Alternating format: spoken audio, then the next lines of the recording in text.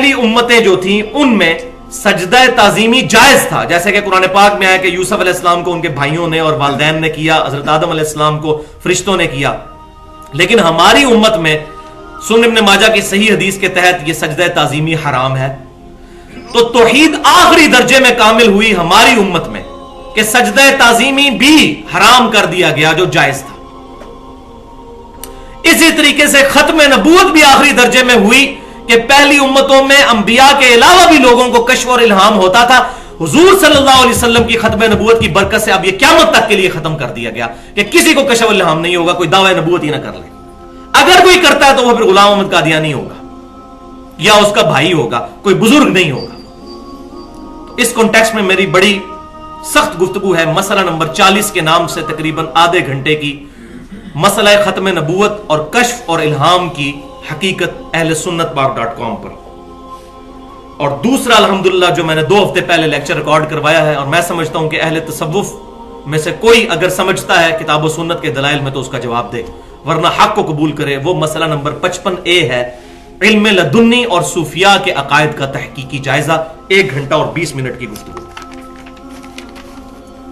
تو بھائیو یہ ساری گفتگو کا خلاصہ یہ ہے کہ ساری بد عقیدگیاں پھیلی ہیں بیسیکلی ضعیف الاسناد اور من گھڑت احادیث کی وجہ سے. اسی لیے ہر فرقہ کہتا ہے جی انہاں کول بھی حدیثاں نے، ساڈے کول بھی حدیثاں نے، تو جائیے کتنے؟ وہ بھی حدیثیں پیش کرتے ہیں، ہم جائیں کہاں؟ تو بھائیو اس کا مسئلہ حل کیا ہے اللہ کے فضل سے. 2 میرے امپورٹنٹ لیکچر ہیں اہل سنت پاک.com پر، مسئلہ نمبر 36 کے نام سے ضعیف الاسناد اور من گھڑت احادیث کے فتنے کا تحقیقی جائزہ، 1 گھنٹہ اور 25 منٹ کی گفتگو ہے. یہ ایک ایکسٹریم، اور دوسری ایکسٹریم من گھڑت منکرین حدیث کے فتنے کا تحقیقی جائزہ، مسئلہ نمبر 35. تو یہ 2 ایکسٹریمز ہیں، ضعیف الاسناد اور من گھڑت احادیث کو ماننا اور دوسری ایکسٹریم منکرین حدیث ہونا. تو وہ یہ دونوں گفتگو میں نے الحمدللہ ڈیٹیل کے ساتھ ان ایشوز کو ایڈریس کیا ہے. اب آ جائیے مثال نمبر 2 کی طرف، اور یہ تو کسی حدیث کی کتاب میں بھی نہیں مثال نمبر 2، لیکن یہ بچے کو پتا ہے. یہ تاریخی روایت بے سند من گھڑت جھوٹی کہ سیدنا عمر فاروق رضی اللہ تعالیٰ عنہ نے ایک دفعہ جب عمر ابن عاص رضی اللہ تعالیٰ عنہ کا خط آیا مصر سے کہ یہاں پر دریائے نیل جاری نہیں ہوتا، تو سیدنا عمر نے خط لکھا اور اس پہ لکھا کہ اگر اللہ کے حکم سے چلتا ہے تو میں تجھے حکم دیتا ہوں کہ تو چل پڑ. تو وہ چل پڑا، ولیعاذ باللہ تعالی. بھائیو یہ طریقہ حضور صلی اللہ علیہ وسلم حضرت عمر کو بتا کے گئے تھے کہ جب قحط سالی ہو جائے تو یہ کام کرنا، ہو ہی نہیں سکتا. تو یہ بالکل جھوٹا واقعہ، اور اس کو پھر نام دیا جاتا ہے کرامت کا.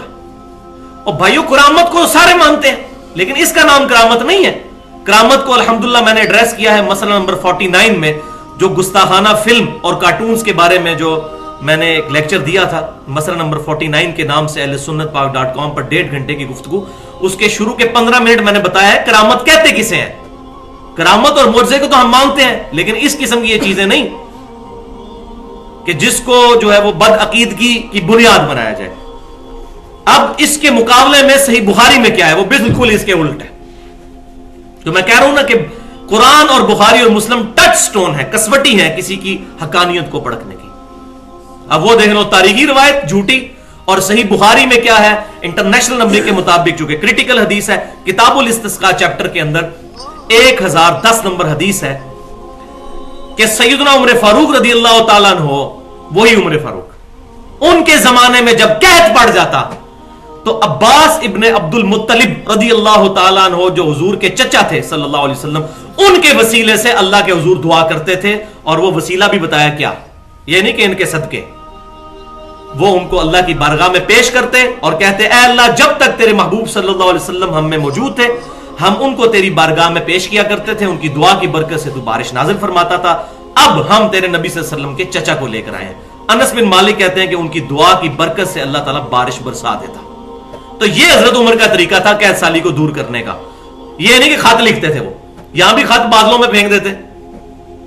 یہ سب جھوٹی باتیں، عجیب قسم کی قصہ کہانیاں امت کو خوش کرنے کے لیے، اور یہ نہیں پتا کہ اس کے ذریعے سے کتنی بد عقیدگی امت کے اندر پھیل رہی ہے. وَلِعَوْذُ بِاللَّهِ تَعَالَى. تو بھائیو مسئلہ توسل اور وسیلہ کے اوپر میری بڑی ڈیٹیل گفتگو ہے، 1 گھنٹہ اور تقریباً 38 منٹ کی. तवस्सुल और वसीला के सही अहकाम व मसाइल मसला नंबर 43 के नाम से अहले सुन्नत पाक.com पर, उस पे मैंने 5 जो तवस्सुल और वसीला के सही जरिए हैं कुरान और सुन्नत की रोशनी में वो बयान किए हैं, और छठा जो कि साबित नहीं है उसको कंडेम किया है। अल्हम्दुलिल्लाह। तो ये भाइयों अल्हम्दुलिल्लाह हमारे 3 पॉइंट्स जो है वो तमहीदी गुफ्तगू के मुकम्मल हुए। अब आ जाइए दूसरे पोर्शन की तरफ। एक दफा दुरूशी पढ़ लीजिए। अल्लाहुम्मा सल्ली अला मुहम्मद व अला आलि मुहम्मद कमा सल्लैता अला इब्राहीम व अला आलि इब्राहीम इन्नका हमीदुम मजीद। अल्लाहुम्मा बारिक अला मुहम्मद व अला आलि मुहम्मद कमा बारकता अला इब्राहीम व अला आलि इब्राहीम इन्नका हमीदुम मजीद। भाइयों, अब दूसरे पोर्शन में हम 17 सहीहुल असनाद हदीस की रोशनी में, और यह हदीस मैं ज्यादा ब्रीफ नहीं करूंगा, सिर्फ पढ़ता चला जाऊंगा ताकि टाइमली हमारा लेक्चर इंशाअल्लाह मुकम्मल हो जाए। सैयदना उमर फारूक रज़ियल्लाहु ताला अन्हु के फजाइल, और इंशाअल्लाह जब ये फजाइल आप सुन लेंगे इसके बाद आपको किसी भी किताब की जरूरत नहीं पड़ेगी इस एतबार से कि फजाइल ढूंढ कर एक जगह पर जमा करने की। अल्हम्दुलिल्लाह इस पर मेरी सालों की मेहनत है, कम से कम 10 साल की मेहनत तो है। जब 2001 में मैंने पहली दफा सही बुखारी और सही मुस्लिम पढ़ना शुरू की तो उसी वक्त मैं अपने पर्सनल नोट्स बना लेता था, तो अब तक मैंने संभाल के रखे हुए हैं। तो जितने लेक्चर हुए, पिछली दफा किरतास का हुआ, वो भी एक दिन में नहीं तैयार हुआ, कम से कम 10-12 साल लगे हैं उसको। तो भाइयों 17 की निस्बत, चूंकि दिन और रात में 17 फर्ज रखते हैं नमाज की, तो उनकी निस्बत से मैंने 17 सहीहुल असनाद अहदीस को जो है वो यहां पर बयान करने का इरादा किया है। सैयदना उमर फारूक रज़ियल्लाहु ताला अन्हु सन 6 नबवी में, यानी ऐलान नबूवत के 6ठे साल, जब नबी सल्लल्लाहु अलैहि वसल्लम की उम्र मुबारक 46 बरस थी, मुसलमान हुए, और उस वक्त सैयदना उमर की उम्र मुबारक 33 साल थी। उन्होंने इस्लाम कबूल किया और 40वें नंबर पर मुसलमान हुए। लेकिन देख लें, बात है मेहनत की, 40वें नंबर पर मुसलमान हुए और मेहनत करके दूसरे नंबर पर पहुंच गए। यह बात है अल्हम्दुलिल्लाह। तो पहली हदीस जामिया तिर्मिज़ी में, और बड़ी क्रिटिकल हदीस है, लिहाजा नंबर भी सुन लीजिए, 3681, कि नबी सल्लल्लाहु अलैहि वसल्लम ने सैयदना उमर को अल्लाह से मांग कर लिया था और दुआ की कि ऐ अल्लाह, अबू जहल और उमर इब्ने खत्ताब में से जो तुझे ज्यादा पसंद हो, इधर अल्फाज पर गौर करें, उसको इस्लाम की दौलत से मुशर्रफ फरमा और उसके जरिए इस्लाम को इज्जत अता फरमा। तो सैयदना उमर फारूक रज़ियल्लाहु ताला अन्हु सुबह के वक्त आकर उन्होंने इस्लाम कबूल कर लिया, अल्हम्दुलिल्लाह। अब यहां पर एक बड़ी मशहूर हदीस है, वो भी जुबान ज़द आम है और उसकी भी तमाम रवायतें पक्की ज़ईफ हैं, सही सनद से वो बात साबित नहीं। जो दलाइल नबुवा इमाम बहीकी की उसमें भी मौजूद है और सुनन दारकुतनी में भी मौजूद है, लेकिन उसकी सनद ज़ईफ है। वो बड़ा मशहूर वाकया कि सैयदना उमर फारूक रज़ियल्लाहु ताला अन्हु अपनी बहन के घर गए और वहां पर कुरान पाक को सुना तो अपने बहनोई को भी मारा और बहन को भी मारा, और बाद में जब तलावत सुनी तो नबी सल्लल्लाहु अलैहि वसल्लम की तरफ मुतवज्जे हुए, इस्लाम कबूल किया। ये रवायत भाइयों ज़ईफ है। इसमें कासिम बिन उस्मान अल बसरी, ये रावी जो है, इसको खुद इमाम दारकुतनी ने फरमाया है, जो 4वीं सदी हिजरी में बहुत बड़े मुहद्दिस हैं, अल मुतवफ़ा 382 हिजरी। उन्होंने खुद फरमाया है कि ये मतरूक रावी है और ये शदीद तरीन जरा होती है किसी भी रावी पर कि जिसकी हदीस से तर्क कर दी गई हो, उससे हदीस ना ली जाए, बिल्कुल नाकाबिल एतबार रावी, वो मरकजी रावी है इस हदीस में। लिहाजा ये हदीस भी सही सनद से साबित नहीं। सही सनद से वही है जो जामिया तिर्मिज़ी में मैंने बयान कर दिया कि हुजूर सल्लल्लाहु अलैहि वसल्लम ने दुआ मांगी थी कि अल्लाह इन दोनों में से एक को इस्लाम की दौलत से मुशर्रफ फरमा। दूसरी हदीस भाइयों सही बुखारी और सही मुस्लिम की मुत्तफ़क़ुन अलैह हदीस है। नबी सल्लल्लाहु अलैहि वसल्लम ने सैयदना उमर को मुखातिब करते हुए फरमाया, ए उमर, उस जात की कसम जिसके कब्ज़े कुदरत में मेरी जान है, तुम जिस रास्ते से गुजर जाते हो शैतान डर के अपना रास्ता बदल लेता है। अल्हम्दुलिल्लाह, कितना बड़ा ईमान है जी। हम सारे के सारे परेशान है कि शैतान से बचें, लेकिन कमजोर ईमान है, शैतान के हत्थे चढ़े हुए। क्या उलमा और क्या अवामुन्नास। और सैयदना उमर जिस रास्ते से गुजरे शैतान भागकर अपना रास्ता दूसरा इख्तियार कर लेता है। लेकिन यहां यह भी बात याद रखें اب اس طرح کی حدیثوں سے پھر آگے جو یہ ضربیں تقسیمیں لگائی جاتی ہیں نا وہ بڑی غلط ہے. ہمارے معاشرے میں بڑا مشہور ہے کہ جس کو احتلام بہت زیادہ نائٹ فال ہوتا ہو تو وہ اپنے سینے پہ عمر لکھ لے, اور پھر جناب صاحب کہتے ہیں عمر کی میم جو ہے وہ ناف کے اوپر آنی چاہیے. تو یہ آپ لکھ لیں, یعنی کہ وہ سیاہی کے ساتھ نہیں, ویسے انگلی کے اشارے کے ساتھ, تو احتلام نہیں ہوگا. اور بھائیو احتلام یا نائٹ فال یہ تو ایک نیچرل پروسیس ہے, یہ تو ہونا ہی ہونا ہے. اس کا رک جانا بیسیکلی بیماری ہے کسی بندے کے لیے, اگر وہ شادی شدہ نہیں ہے تو اس قسم. اسی طریقے سے نبی صلی اللہ علیہ وسلم کے بارے میں بھی بڑی, میں تو سمجھتا ہوں یہ بڑی گستاخانہ چیزیں ہیں کہ جس کا بیٹا نہ ہوتا ہو وہ اپنی وائف کے پیٹ کے اوپر محمد لکھے اور میم جو ہے وہ ناف کے اوپر لے کر آئے تو بیٹا پیدا ہوگا. یہ عام ہے چیزیں ہمارے معاشرے میں. تو لہٰذا میں درس تو اس طرح کا نہیں دینا میں نے کہ وہ مطلب جو عوام کو پتہ ہی نہ ہو, عوام میں باتیں ہی نہ ہو رہی ہوں. یہ وہ باتیں ہیں جو عوام الناس میں غلط چیزیں رواج پکڑ چکی ہیں. تیسری حدیث بھی صحیح بخاری اور صحیح مسلم سے متفق علیہ. اب یہ دیکھ لیں میجورٹی حدیثیں جو ہیں وہ کتب ستہ میں, اس میں بھی صحیحین میں سے ہے کہ آپ صلی اللہ علیہ وسلم نے فرمایا کہ میں نے خواب دیکھی, اور انبیاء کا خواب جو ہے وہی الہی ہوتا ہے. سورہ الصافات کے اندر ابراہیم علیہ السلام کو اپنے بیٹے کی قربانی کا خواب ہی دکھایا گیا تھا, اور بخاری اور مسلم کی متفق علیہ حدیث ہے کہ خواب نبوت کا 46واں حصہ ہے. تو آپ صلی اللہ علیہ وسلم فرماتے ہیں میں نے خواب دیکھی کہ مجھے مختلف لوگ مجھ پر پیش کیے گئے جنہوں نے قمیضیں پہنی ہوئی تھیں. کسی کی قمیض جو ہے وہ سینے تک تھی, کسی کی جو ہے اس سے نیچے. اور جب سیدنا عمر میرے سامنے آئے تو ان کی قمیض جو ہے وہ زمین کے ساتھ گھسٹ رہی تھی, اتنی لمبی قمیض. تو صحابہ نے پوچھا یا رسول اللہ صلی اللہ علیہ وسلم اس خواب کی آپ نے کیا تعویل کی ہے؟ تو آپ صلی اللہ علیہ وسلم نے فرمایا اس قمیض سے مراد دین ہے, یعنی سیدنا عمر سر تپا دین کے بھرے ہوئے ہیں الحمدللہ.